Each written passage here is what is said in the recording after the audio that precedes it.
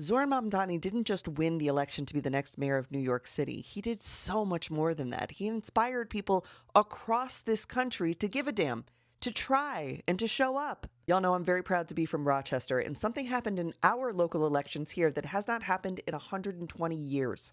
A Democrat won supervisor of the town of Greece. Geoffrey McCann's campaign slogan was fixing what's broke and building what's next. And that resonates with people.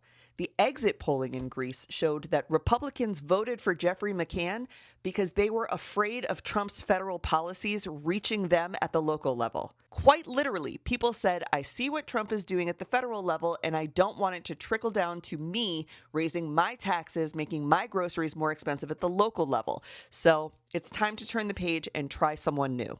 Geoffrey McCann won by 3,000 votes, which I know doesn't sound like a lot, but for a very small local election, it is a massive victory.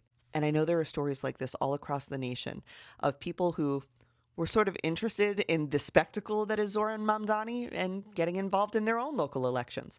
People who saw the way that Trump fooled so many people into believing that he was going to make their lives better and has made their lives exponentially worse and said, you know what? I'm going to give it a try. We have to try. So if that's happening in your neighborhood, please share it in the comments. Please make a video talking about the way that your neighborhood is changing, especially right now, because that's the truth we need. What is happening on social media is our comments and AI slop is clouding the brains of what's actually happening in communities. Zohran Mamdani didn't win just because he had slick marketing and he was really good on podcasts. He won because he showed up to the gay bars at 1 a.m. to dance.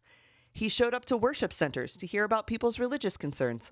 He earned New Yorkers' vote because he showed them that he was an authentic, supportive part of their community.